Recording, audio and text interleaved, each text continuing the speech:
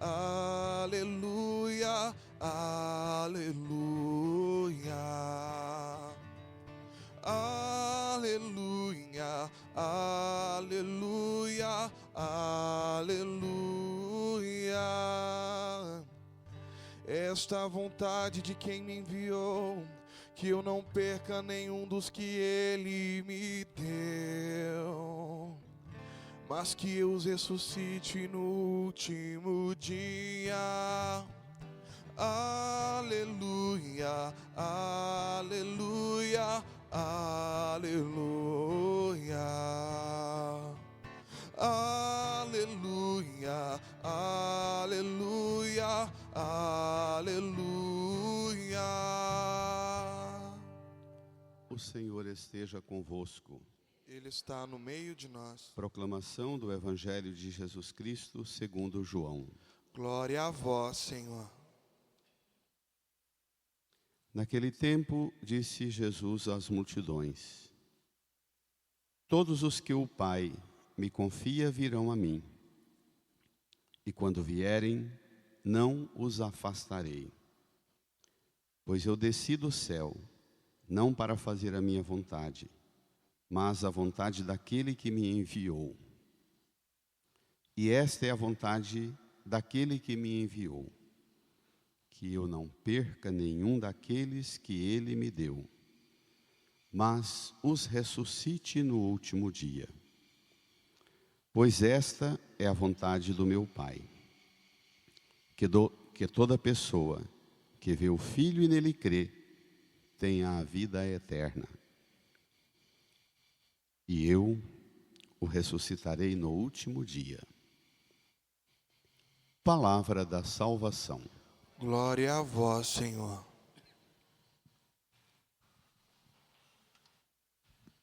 Rezemos por um tempo, pedindo ao Espírito Santo o auxílio para que alcancemos a compreensão da palavra e sejamos por ela transformados.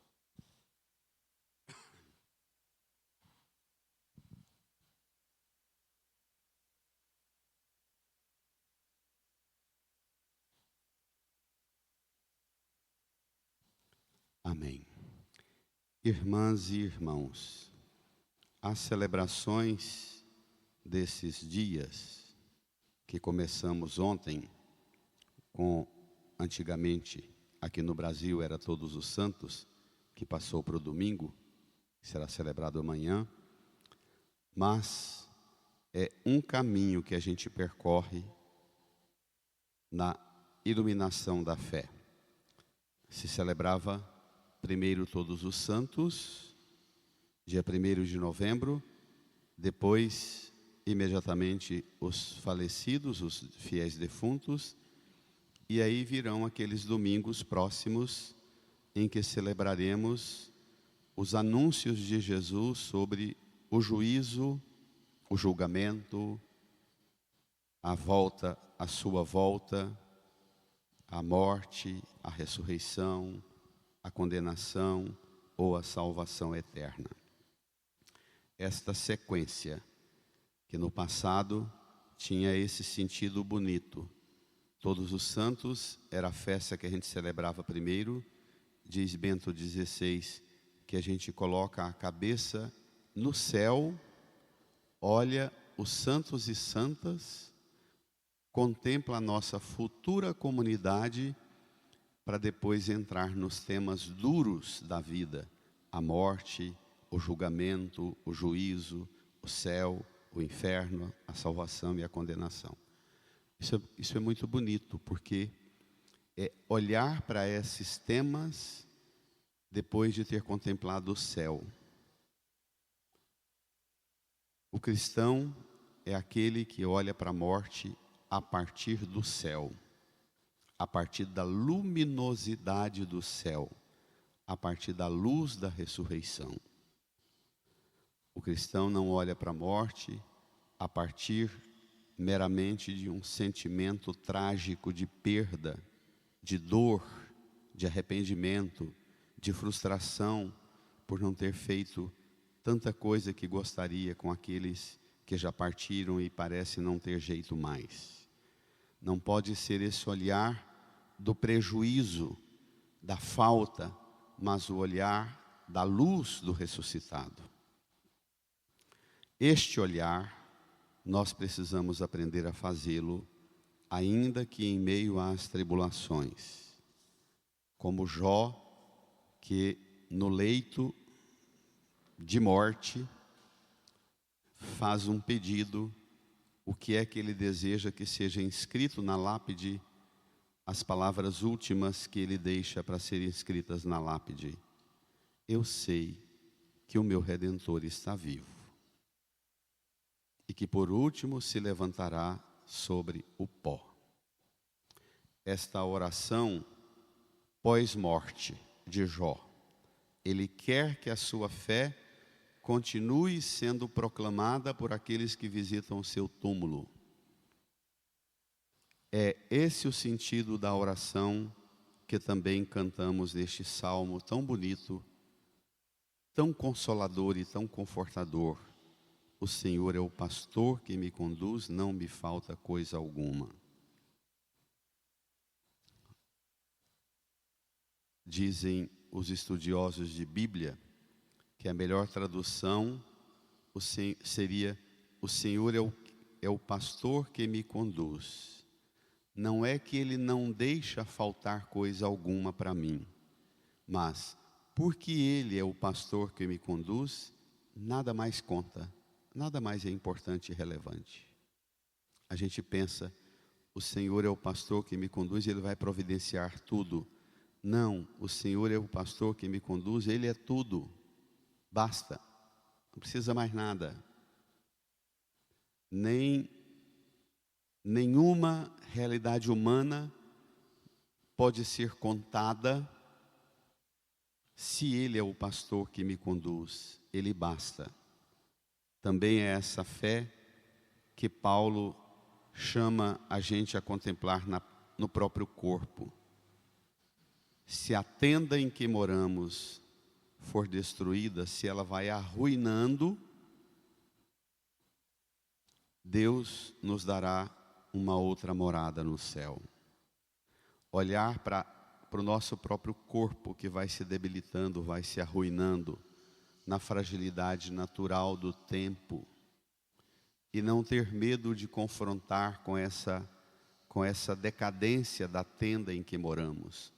Olhar, cuidar dela, zelar da saúde, mas sempre olhar para essa tenda em que moramos, dizendo: ela vai arruinando, ela vai arruinar, vai virar pó.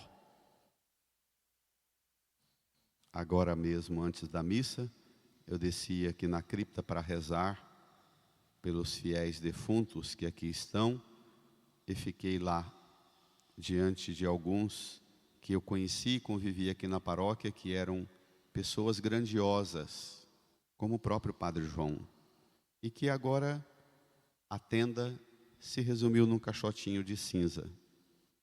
Se a nossa fé for para que incansavelmente o Senhor vá fazendo remendos nessa tenda, nesse corpo, a nossa fé é muito pouca, é muito pobre, é muito pequena. Ele tem poder de curar-nos, de restaurar-nos, mas nós somos projetados para uma realidade muito maior. E é disso que Jesus fala. A vontade do meu Pai que me enviou é que eu não perca nenhum daqueles que Ele confiou a mim. O problema é, você acredita que você foi confiado pelo Divino Pai Eterno a Jesus? Às vezes nosso modo de rezar, às vezes nossa fadiga por ter um modo de rezar que salva a gente dos perigos, a nossa oração, muito mais do que manifestar medo do inferno, ou da morte, ou do julgamento, ou do mal, a nossa oração deveria ser o tempo inteiro repetir: o Pai confiou-me a Jesus.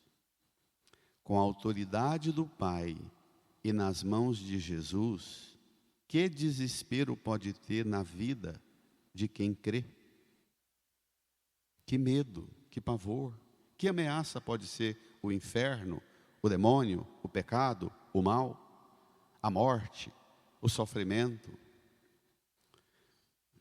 Claro, se a fé não cultiva esse sentimento de pertença ao Pai, que tomou-me com delicadeza paternal e confiou-me a Jesus. E Jesus diz: e todos os que vierem a mim, eu não os afastarei, pois eu desci para fazer a vontade do meu Pai, e a vontade do meu Pai é que não perca nenhum daqueles que Ele me deu. Primeiro confiou e agora firma ainda mais o verbo: aqueles que Ele me deu. Sua fé é a fé de alguém que experimenta a graça de ter sido dado pelo divino Pai eterno a Jesus? É isso que você reza? O conteúdo da sua oração fala disso? Sua piedade e sua devoção e sua expressão na oração transmite isso, essa confiança?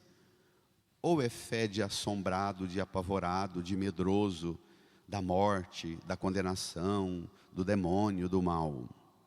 O que pode o mal fazer na vida de alguém que foi dado pelo divino Pai eterno a Jesus? Que não perca, mas que eu ressuscite no último dia, pois esta é a vontade do meu Pai. E nós rezamos todos os dias, em todos os momentos: Pai, santificado seja o vosso nome, venha a nós o vosso reino e seja feita a vossa vontade. A vontade do Pai é que nenhum se perca, que sejamos ressuscitados no último dia, que sejamos comportados como alguém que foi dado e confiado por Ele nas mãos de Jesus, projetados para a ressurreição e para a vida eterna. Não só nós, mas ainda aqueles que amamos e que já morreram.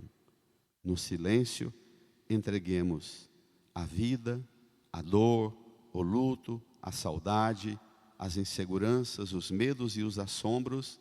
Com toda a confiança, coloquemos nas mãos do Pai e nas mãos de Jesus.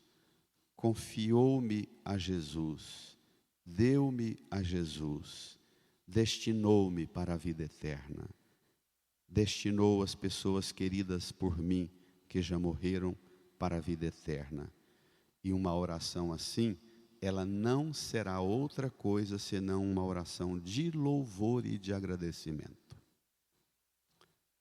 É uma pena que alguém se ocupe com outro tipo de reza depois desse evangelho e não se ocupe com o agradecimento e o louvor.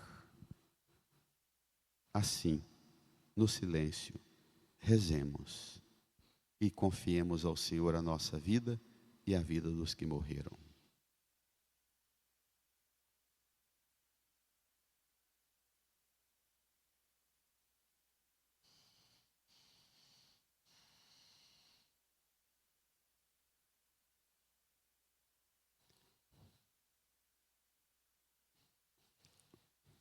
Cantemos suavemente o refrão do Salmo, rezando e entregando nossa vida nas mãos do Senhor.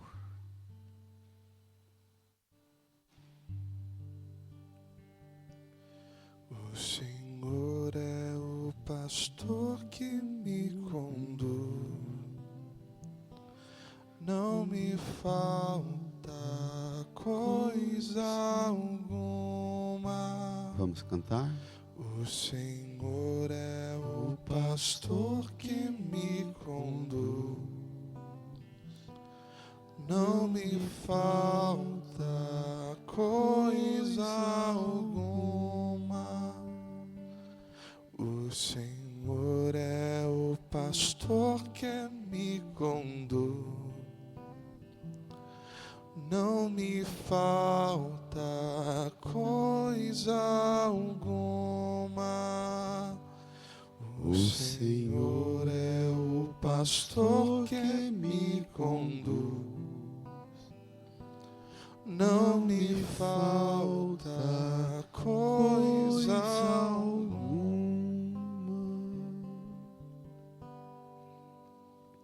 Ofertemos ao Senhor a nossa vida